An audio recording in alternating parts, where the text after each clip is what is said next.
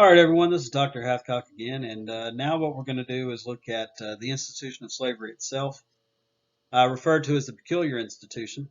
Even Southerners recognized that there was something peculiar about the institution of slavery.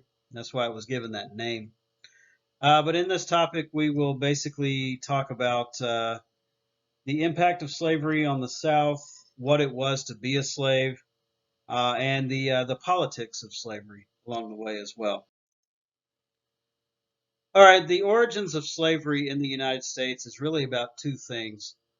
Number one, it's about money or economics, and it's also about social control or the social order of the South.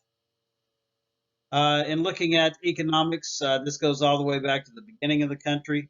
You'll remember we talked about Jamestown, and we looked at how in 1619 the first shipment of slaves arrived near Jamestown. They were very quickly sold. So right there, those who were in the slave trade found out that there's a huge market here in Virginia for slave labor. All right, and as far as social control, at some point there was such a large slave population that the free people living in the South had to pass laws and measures to keep the slave population subjugated, down, and enslaved. All right, moving on to letter B here, slavery as an economic system. Slavery really was the key to the Southern economy. It's what's being used to grow those cash crops, particularly cotton. You see down there at the bottom left-hand side of our slide, we've got cotton production.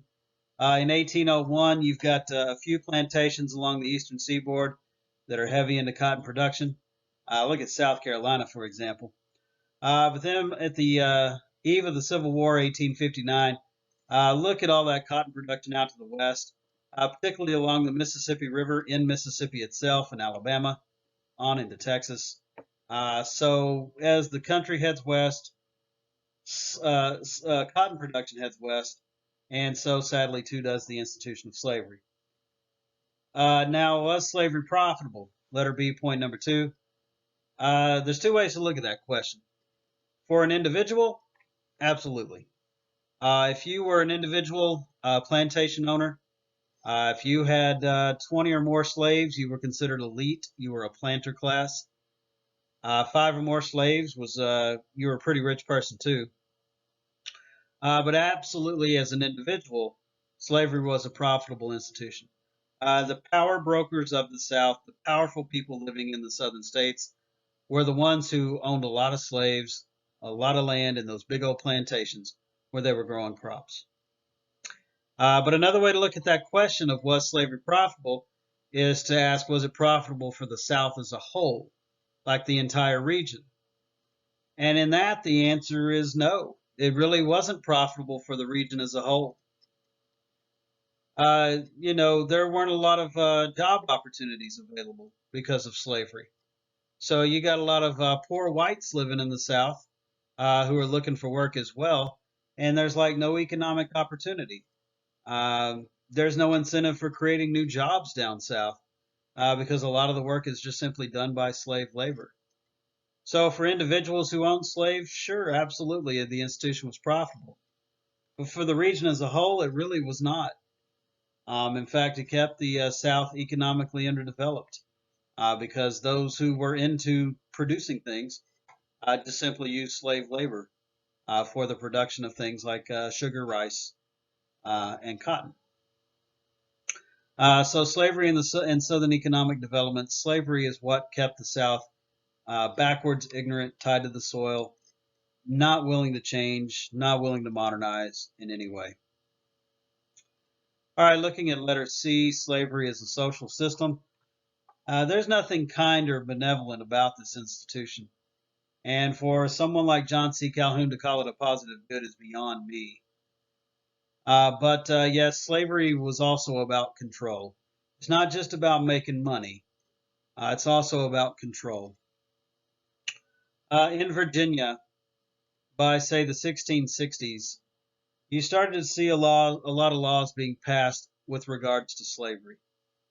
By the 1660s in Virginia, they recognized there's a large chunk of their colony that is enslaved, and you have to pass laws and measures to keep those enslaved subjugated, bound, and working, not fighting back for their freedom. So a lot of laws were passed to control the slaves, control the institution of slavery. One of those laws being, we talked about this previously, whatever the status of your mother was, that's what your status was going to be. It's really horribly sad. It's downright evil.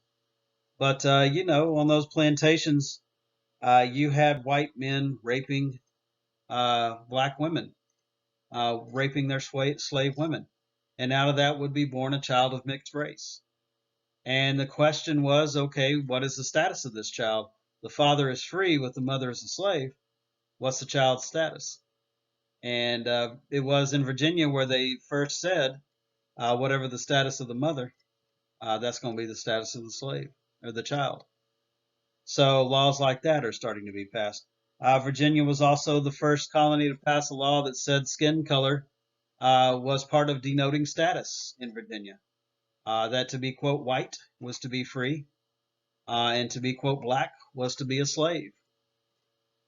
And there were all manner of laws passed also with regards to slaves as far as being a runaway.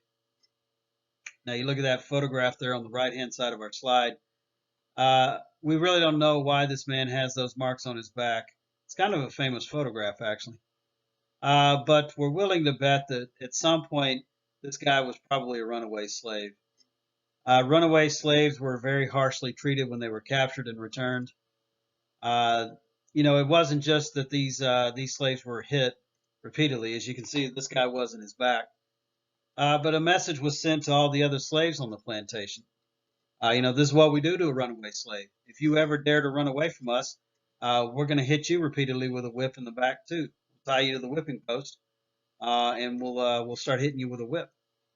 So slave masters really poured it on extra thick with runaway slaves, just to kind of drive home a message to the rest of the plantation. You don't dare run away. In fact, to be a runaway slave was to be a thief. It was literally stealing. That was the crime. You had stolen property from your master when you ran away. Slavery is a brutal institution. It's dehumanizing. It's downright evil.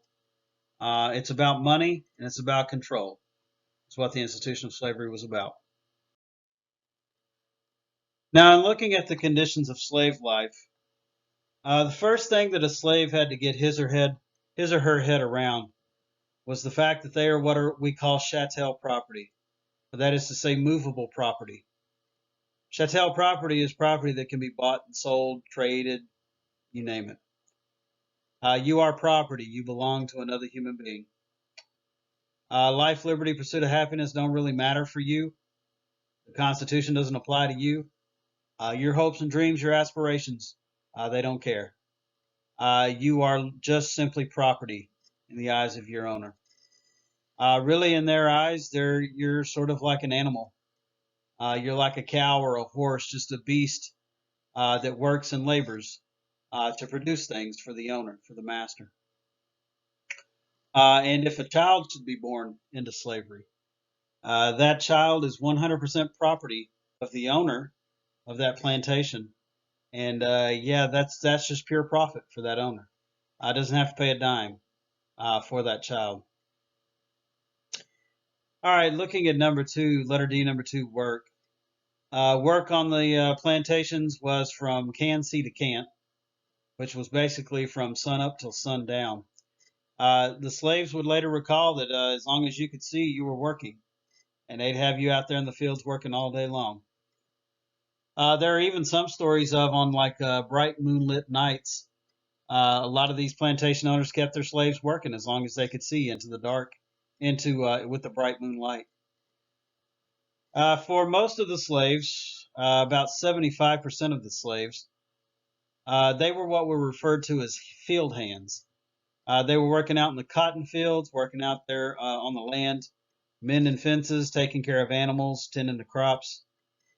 So for 75% of all slaves, the work was pretty hardcore. It was a pretty tough labor being a field hand. Another roughly 20% are what you would call domestic servants, butlers, maids, cooks, nannies. They tended to work in the house, take care of children, things like that. What's left, the roughly 5% of all slaves, it's kind of a catch-all. Slaves worked in docks, loading and unloading ships. They would load and unload trains. In some towns, they worked like cleaning up shops and things like that. So there's kind of a catch-all of other labor as well. But for the vast majority of the slaves, it really was intense physical labor out in the fields, being a field hand. Now, as far as material conditions, slavery really is about putting as little money in as you have to maximize your profits as much as you can. And the material conditions for slaves were of very poor quality.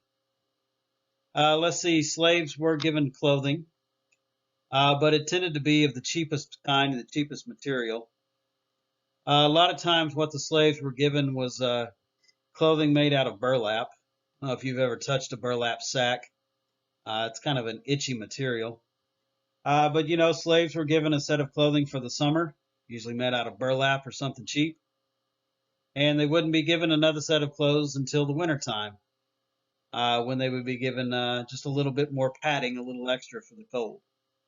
But masters felt like that's all they owed their slaves was a set of clothes in the summer and then a set of clothing in the wintertime. A lot of cases, what the slaves wore were hand-me-downs. If the white family had clothes they were no longer wanting or wearing, they would give it to their slaves to do with as they pleased. So clothing, but of the cheapest material. And how sad is that? You know, a lot of these slaves are picking cotton and working with cotton, but the cotton's more valuable to their owners. You know, like they can't even wear cotton; they have to wear something that's even of cheaper material. Okay, slaves were given homes; they were given housing, but these tended to be what were called the slave quarters. And these tended to be buildings that were like four walls and a roof. Wasn't much need for flooring, you know, that cost a little extra. And the slaves would later complain that those slave quarters were just horrible cold in the winter, very hot in the summer, and yeah, they were just packed in like sardines, like five, six, seven families living inside of those quarters. And there's no privacy in there. There's no rooms for privacy or something like that. And yeah, I just can't imagine being packed in like that with no sort of privacy, living in those slave quarters. When somebody would get sick, it spread like crazy across those slave quarters real fast. All right, slaves were also provided for with food, and a lot of times what slaves ate, their diet really consisted a lot of corn and pork and everything that you can make out of corn and pork. In fact, a lot of times what would happen is when they would butcher hogs on a plantation, like the white master's family would get the choice cuts, the pork chops and things like that, and then the carcass, whatever was left, was given to the slaves to do with as they pleased, the feet and all that sort of stuff. So yeah, the slave diet consisted of corn and pork and everything you can make out of corn and pork. You know, if you lived near a river, sometimes owners would allow their slaves to fish to kind of offset their diet. But really, it was mostly corn and pork. Corn was growing everywhere across the South back then, and there were feral hogs running loose like crazy all across the South. Then, even now, there are problems with feral hogs, even in today's world. Okay, the last thing as far as material conditions, slaves were given medical care. They were. Their owners would take them in to go see a doctor if they got sick, but this wasn't done out of a kindness of heart. It's really more about, you know, my property is sick. I need my property healthy. I need it working so that it can profit for me. Now, I've always tried to explain it like this. It's really more like a farmer has a sick cow.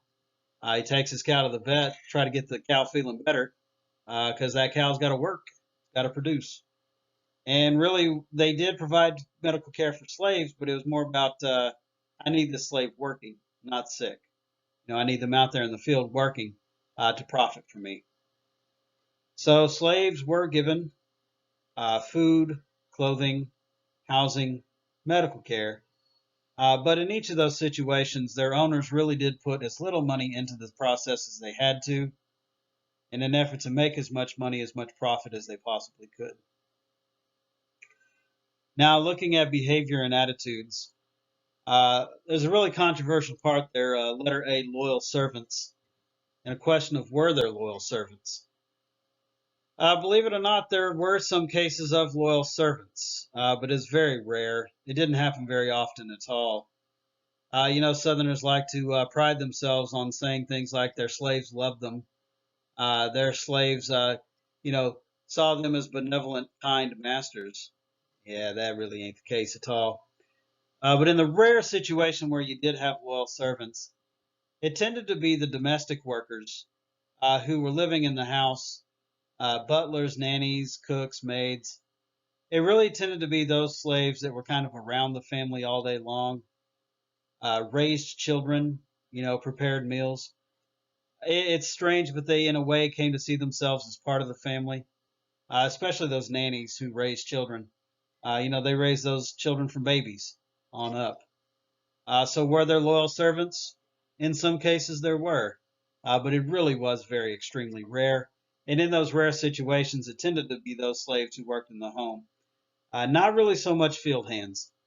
Field hands were not really loyal to their masters. The next question of rebels. Slaves did rebel. They absolutely did. Just imagine when you wake up in the morning every day of your life, you're terrified. You don't know if you're going to get hit. Some bad's going to happen to you, a loved one, somebody on the plantation. And I don't care how strong you think you are. At some point, you're going to crack under that pressure of always being afraid. And slaves rebelled in a lot of different ways.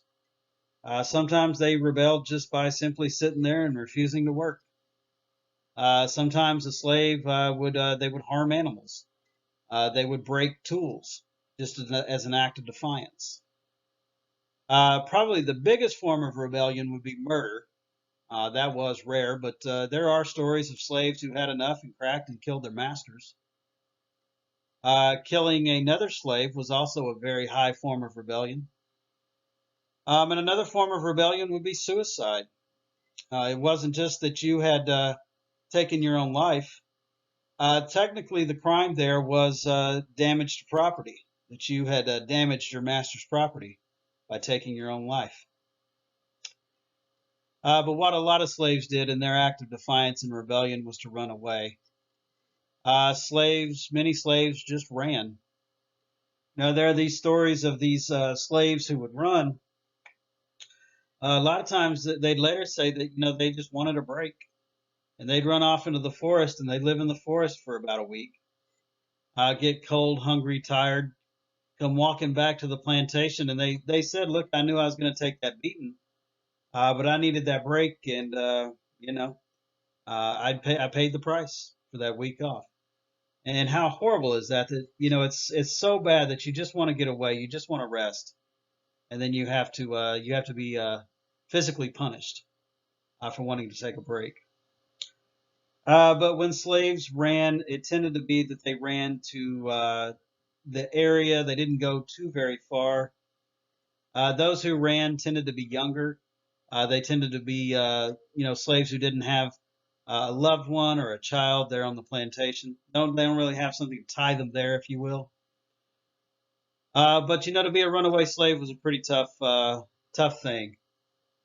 First of all, it's illegal for you to read and write, so you can't really read signs. You know that the sun rises in the east and it sets in the west, so up that way is north.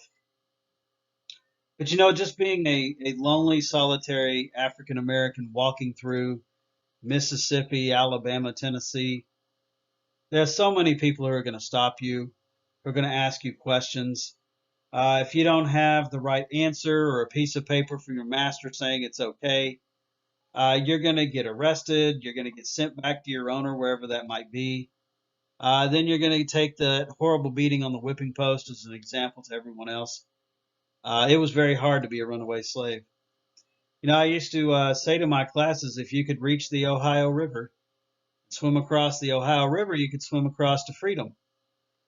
I'd say that like it was no big deal, you know. And then just a few years back, I went to where the Mississippi and the Ohio River connect, where they meet, and I sat there and I just watched how fast the Mississippi and the Ohio both flow, and I thought this is impossible. I mean, you've got to have a boat or a raft or something to get across this. So it's not easy swimming across that Ohio River. So yes, there were rebel slaves. They did run away. But boy, running away to freedom was a very hard thing. You know, when you get to the age of, say, the 1850s, and you get the Underground Railroad really up and running, it got a little easier to run away. But the Underground Railroad didn't save everybody, and it was very, very hard to be a runaway slave. Looking here at letter C, the slaves would later say that they simply did the best they could. They did not want to be enslaved. They did not want to do the work, but they just simply did what they could to survive, to stop from being physically punished. And yeah, they just simply did the best they could with that life on the plantation. When freedom came, it was celebrated, it was rejoiced. They were not happy being enslaved. I don't care what John C. Calhoun says. This is not a positive institution. It's dehumanizing. It's evil. They just simply abided their time, lived the best they could, and then just completely embraced freedom when it did finally come. Okay, now as we look at this last part here, slavery in the white South, I want to make this very clear. The slave is the one who suffered the most. I know that and I completely understand that. But with this last point, what I'm going to try to argue is that slavery had a negative impact on the white South itself. It turned people into tyrants, quick to anger, quick to violence. And looking at letter E, number one there, a troublesome property, a lot of Southerners talked about how taking care of their slaves was trouble. It was constant work, like they constantly had to watch them. If somebody wasn't working, they'd have to grab a whip and hit somebody to get work done. And they just referred to their slaves as a troublesome property that they always had to watch, always had to hit to compel them to work. To which I say, if it's that causing that big of a problem for you in your life, free your slaves and be rid of the god awful thing. But then they would look at their bank accounts and say, it's all right. I'm doing okay. So, yes, they did refer to their slaves as a troublesome property. And in that, it did make these people cruel, angry, paranoid, you know, just always quick to anger and strike out and violent. It really did have a negative impact on the slaveholders themselves. It took over the political life of the South for sure, especially by, I'd say, the mid 1830s. If you were running for public office in the South, you had to come out as pro slavery. You had to come out and talk about just how much you would defend the institution. And in taking over the political life of the South, what was happening is a lot of hotheads were being elected to office from the South. They'd travel up to Washington, D.C. to represent the South in Congress, and these hotheads would just poke at, start fights with folks up north over the institution of slavery. So it absolutely took over the political life of the South. It was all about this dogged determination to defend the institution as the years went by. People's civil liberties were often violated down in the South in the desire to protect the institution of slavery. Let's see, the U.S. mail was being censored all throughout the 1830s on through the Civil War. Postmasters in southern towns were told if someone gets a letter from up north, open that letter, read its contents, and if it says anything about slavery, throw it in the fire and act like it was never received. So, yeah, they're opening up and reading your mail down south, all in an effort to keep you from getting propaganda. You know, sometimes abolitionists would just send propaganda in mass down to southern towns. Yeah, those postmasters just opened up any letters from the North, read the contents, and if it said anything about slavery, either for or against, they throw it in the fire like it never was received. Freedom of the press didn't matter down south when it came to slavery. If a newspaper editor were to dare say anything negative about slavery, they would be beat up, Their printing press would be smashed, destroyed. They'd probably be sent out of town running for their lives. So you didn't really have freedom of the press down south. You couldn't criticize the institution. If you did, they'd take matters into their own hands. There wasn't really freedom of speech either when it came to slavery. There's a story of a professor at the University of North Carolina. In 1860, this professor told his class that he didn't think Lincoln was really that bad of a man and might make a good choice for president of the United States. University of North Carolina fired that professor for making that statement, even though he had technically academic freedom and freedom of speech. But if you as an individual said anything against the institution of slavery, you'd get beat up, harassed, probably shot at, running away for your life. Yeah, people's civil liberties didn't matter when it came to the institution of slavery. I've always said this: Southerners just put their heads in the sand like ostriches, and they didn't want to hear anything negative about slavery. They just doggedly stuck to the institution, no matter what. Well, within that, there are a lot of arguments made to defend slavery. Looking at letter E, number 4 here, pro-slavery arguments. Racism was the one that was easiest and most used. Southerners, white-skinned Southerners would just simply say, well, those of African descent are inferior. White supremacy is true, they would have said. Black inferiority is true. So this is just the natural way of things, that the inferior races would be enslaved, that we compel them to work so that they can be taken care of, because otherwise they couldn't take care of themselves. So, yep, racism was being used to justify the institution of slavery. Religion was also used, number 4, letter B.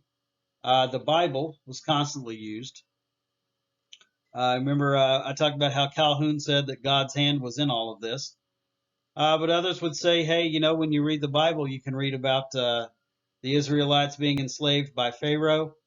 God uses slavery to teach lessons, to prepare people for greater things.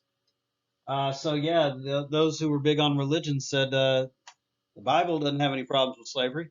And if you read the Bible, it talks about how masters should treat their slaves. So, yeah, people use religion in the Bible to defend slavery. Well, I saved this one for last, neo-feudalists, and this argument put forward by George Fitzhugh. It's a strange argument by a strange man. But George Fitzhugh was a botanist. That is to say, he was into flowers and growing things. But particularly, he was into growing cotton and good ways of growing cotton and things like that. But Fitzhugh came to argue that the South had figured out something great, that the South had perfected the way to control and run a society. And Fitzhugh said that all that the South had done was bring about a new or neo type of feudalism. Now, feudalism is something that's there throughout human history. You have lords and nobles and elites who are in control. You have the peasants who are forced to work. Somebody has to do the work. Somebody has to be in charge. Somebody has to work, is what feudalism is basically based on. So Fitzhugh said in this new type of feudalism, the South had figured out a better society for white people. Because in this new feudalistic code, white men were in charge, and those of African descent were the peasants, the workers, slaves who produced. So he said that really all the South had done is perfect a new feudalistic code where the superior races were in charge and the inferior races were made to work, made to toil. Now, Fitzhugh did not speak for the majority of the South. Southerners loved to hear that stuff. They really did. But then, later Fitzhugh said that, he said these inferior races were being taken care of. They were being fed, clothed, sheltered, things like that. And Fitzhugh made the argument that people up north should go ahead and enslave the Irish, because he said they were a lesser race, and that the Irish should be enslaved up in the north. And when he said that, there are a lot of folks living in the South who said, now hold on just a second, I'm of Irish descent. I don't want to be enslaved. So Southerners agreed with Fitzhugh to a point, but then when he started talking about enslaving the Irish, Yeah, a lot of those white men in the South turned on Fitzhugh and said, "Yeah, he ain't talking for me." But people in the North believed that Fitzhugh spoke for the majority of people down south. And Northerners believed that this is what Fitzhugh in the South wanted, was to start enslaving white people as well, to start enslaving the Irish, for example. That's a complete misunderstanding there. The North misunderstood the role of Fitzhugh in the South. Just like Southerners will misunderstand the role of the radical abolitionist in the North. Radical abolitionists did not speak for everybody up north. You'll see that as we go through. Now, this last point of a moral dilemma, when you talk of Virginia and you talk of the South, Virginia played a really big role in what became America. The first colony, George Washington, Thomas Jefferson, Madison, Monroe, these big iconic figures, these founding fathers. And in the South, in Virginia in particular, it used to stand for something positive in America. But then as time wore on, the South was more about slavery and Calhoun and racism and hatred. And it becomes a very bitter legacy going forward. And really, the moral dilemma is this: Southerners wrote in their diaries things like, "Hey, I believe there is a God in heaven, and I believe he's going to find me guilty of the sin of slavery. I believe that the things I've done to my slaves, God's going to judge me for them." So that's their moral dilemma. They held on to their slaves, even though in their heart of hearts they knew it was wrong. They knew that there was something evil about what they were doing. But they kept bringing in money. I guess money soothed their tough feelings about the institution of slavery. And one more time, for the life of me, I will never understand how a man like John Calhoun, who was a very intelligent man, he absolutely was, but it was a misguided intelligence. I will never understand how a man like Calhoun could say, with a straight face, that the slave is happy being enslaved, and that the institution of slavery was a positive good. All right, well, this whole topic has been an explanation of slavery, its impact on the South, what it was to be a slave, the impact it had on the white South as well. And in the next topic, we'll look at those who came to oppose slavery, who came to see it as evil, as wrong, and stood against it in the anti-slavery crusade.